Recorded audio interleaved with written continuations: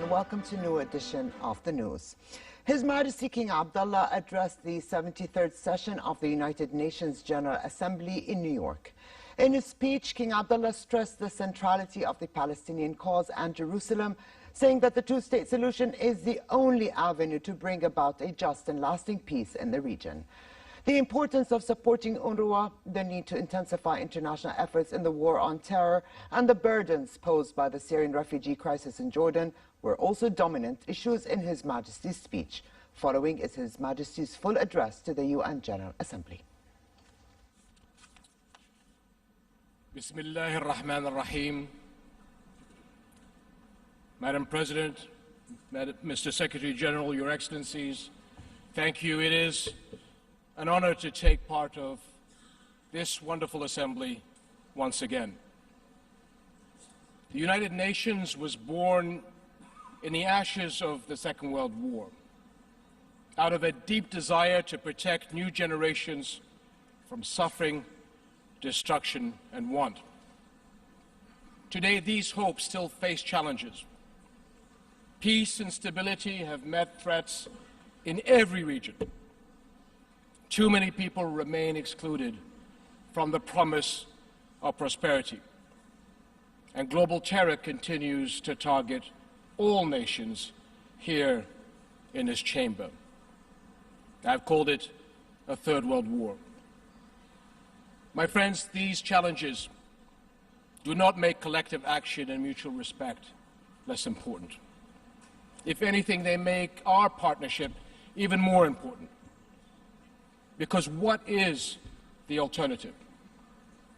A world without the peace and accord we need to work together, to trade together, expand opportunity together? A world where crises are not resolved, but magnified, violence spreads, more refugees flee, because we cannot work together to help people stay safe and thrive? We have a long way to go to deliver global opportunity and hope. But we cannot simply give up because the task is hard. All our countries benefit when we unite in common cause. And I am compelled to talk about this today because of the critical role of collective action in ending the serious crises in my region, and especially the key crisis, the long denial of a Palestinian state. Every UN resolution since the beginning of this crisis, every resolution, whether from the General Assembly or the Security Council, recognizes the equal rights of the Palestinian people to a future of peace, dignity, and hope. This is the heart of the two-state settlement, the only path to a comprehensive, lasting peace. Only a two-state solution based on international law and relevant UN resolutions can meet the needs of both sides. An end to the conflict, a viable, independent, sovereign Palestinian state on the 1967 borders with East Jerusalem as its capital, and a secure Israel, fully part of its own region, recognized by Arab and Muslim states around the world. Arab and Muslim countries are committed to a comprehensive peace, and the Arab Peace Initiative has been on offer for more than 16 years. Indeed, every major country in the world, the UN, the European Union, all have worked to help the parties reach a durable peace that can last. The US administration has long been committed to peace and has a leading role in our progress going forward. Yes, we have a long way to go, but we cannot give up because the task is hard. Because what is the alternative? Can we afford to let one of the world's most strategic regions be tied to an endless cycle of violence in its midst? How long must Jerusalem, a holy city to more than half of the world's people, face dangers to its multi-faith heritage and identity? How can we accept a status quo of continuing crises and bigotry? Palestinians' families displaced for generations, their children's very identity denied. Israeli families living in continuing national self-isolation without the security of peaceful relationships worldwide. And what could possibly be the future of what some propose, a single binational state, whose very foundation is a rejection of the equality of its own people? That's the ugly, undemocratic reality of the one-state idea. It is by no means an alternative to a two-state peace settlement. It is an abandonment of peace, a new way to go AWOL from the work of reconciliation, and the opposite of what both sides need and have sought for so long. My friends, there is no such thing as a unilateral agreement. It takes at least two parties to make an agreement. Helping the parties achieve that agreement and work together to build a new future deserves the strong, steady support of all our world. Our countries need to pull together to get this peace process back on track.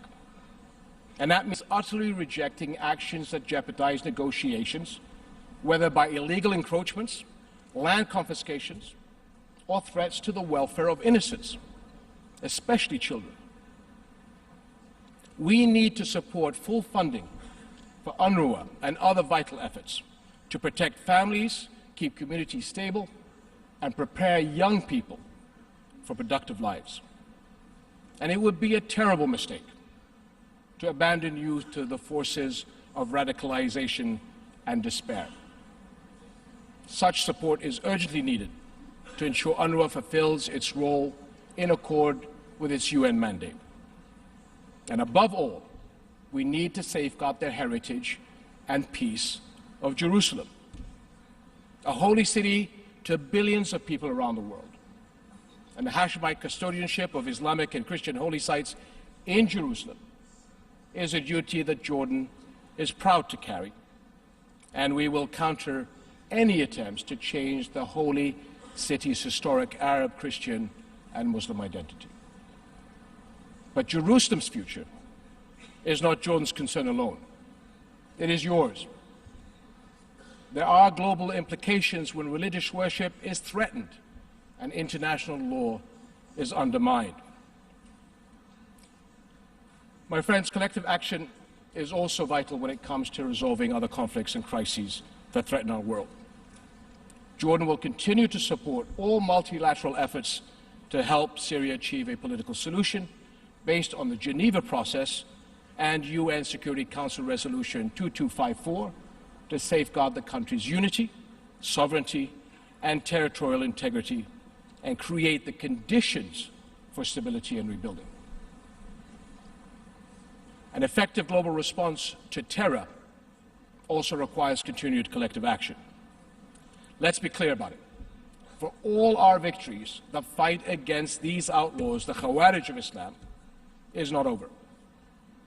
Winning the war demands a long-term holistic approach, one that pairs security measures with strong initiatives that support inclusion and hope.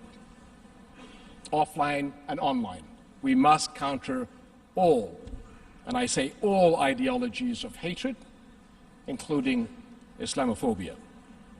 And Jordanians have led efforts to unite the world in mutual respect and understanding. And finally, we must also strengthen our collective response to the global refugee crisis. Now, as many of you know, Jordan has carried a massive, disproportionate burden as a refugee host. Our people have opened their homes, schools, public services, hospitals. We've shared our country's scarce resources, our food and energy, our precious water. The crisis has held back economic growth and job creation, jobs urgently needed by our young people, more than 60% of our population. Jordanians have borne this refugee burden in full accord with our country's long humanitarian traditions. But we know, and the world knows, that this crisis is a global responsibility. The sacrifices we and other host countries make every day can only continue if donor nations hold up their side of the partnership. And that means continued multi-track efforts in development support and humanitarian assistance.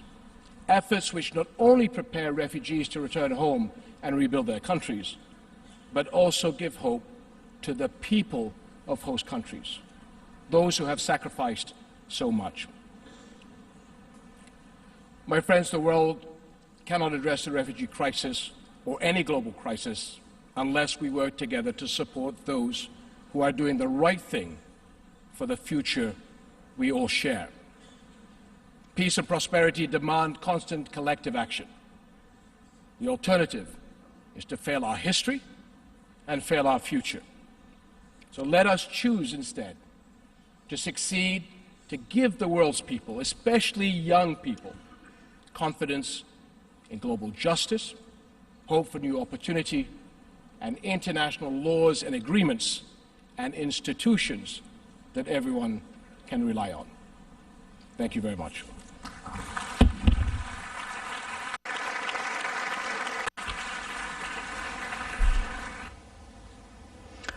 On the sidelines of the UN General Assembly, His Majesty and Egyptian President Abdel Fattah al-Sisi held talks during which they stressed that the two-state solution is the only way to achieve a just and lasting peace in the region. They affirmed the need to support the Palestinians to achieve their just and legitimate rights to establish their independent state with East Jerusalem as its capital. During the talks, the two leaders emphasized the need for the international community to shoulder its responsibilities to support UNRWA. The meeting also focused on the developments of the Syria crisis, efforts to reach a political solution, as well as the war on terror. On bilateral ties, His Majesty and the Egyptian President underlined the need to expand joint cooperation in all fields. Separately, the King met with Kosovo's President Hashim Thaçi, as well as Lebanese President Michel Aoun. He also met with Cypriot President Nikos Anastasiadis, Romanian President Klaus Iohannis, Macedonia's President George Ivanov, Belgian Prime Minister Charles Michel. Separately, His Majesty also met with EU High Representative for Foreign Affairs and Security Policy, Federica Mogherini, and reviewed with her the strategic partnership between Jordan and the EU, as well as the latest developments in the region, mainly the Palestinian issue and the Syrian refugee crisis. Also on the sidelines of the General Assembly, His Majesty held a meeting with UN Secretary General Antonio Guterres that focused on the need to intensify international efforts to achieve just and permanent peace between the Palestinians and Israelis. The King stressed the importance of launching serious and effective negotiations between the two sides on the basis of the two-state solution, the Arab Peace Initiative, and international legitimacy resolutions, leading to the establishment of an independent Palestinian state with East Jerusalem as its capital. The meeting also dealt with the challenges facing UNRWA and the need to support the agency to continue its services to more than 5 million Palestinian refugees. The King and the UN chief also reviewed the impact of the Syrian refugee crisis on Jordan's economy, as well as the importance of supporting host countries of Syrian refugees. The 73rd UNGA session opened with Secretary General Antonio Guterres warning world leaders that the world is increasingly chaotic and that shifts in the balance of power may gradually increase the risk of confrontation, though he did not point any fingers. Addressing the 193-member assembly, Guterres said, "Multilateralism is under fire when it is needed most." He called for a renewed commitment to a rules-based order with the United Nations at its center and warned against a spreading of politics of pessimism. He also urged leaders to tackle climate change with a greater sense of ambition and urgency. This year, 133 world leaders have signed up to attend the General Assembly session, which ends on October 1st.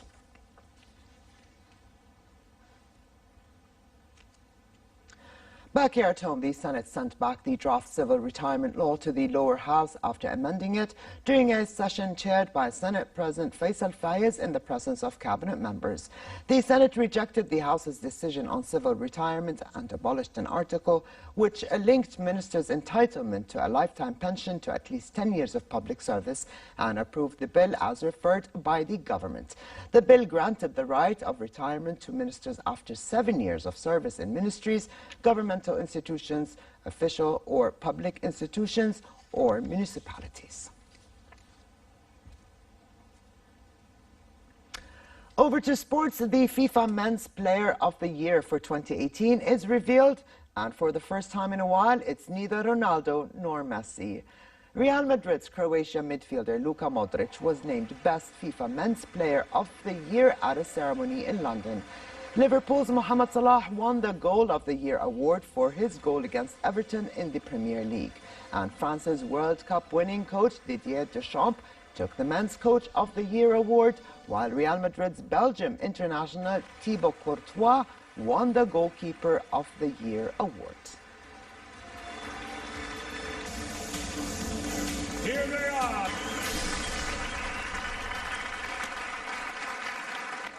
As you can see, there were two players that didn't make it.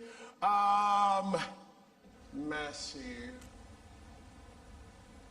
And finally, for a quick look at the weather, moderate conditions are expected tomorrow in the highlands and plains, while it will be hot in the Jordan Valley, the Dead Sea and the Gulf of Aqaba. Winds will be northwesterly moderate. Amman can expect a high of 28 degrees Celsius and a low of 50. In the Gulf of Aqaba, it remains hot, with daytime temperatures at 36 degrees, dropping down to 25 at night. And with this, we come to the end of this edition of the news. I'm Aliatul Khan. Thank you for joining us. Have a good night, and I'll see you tomorrow.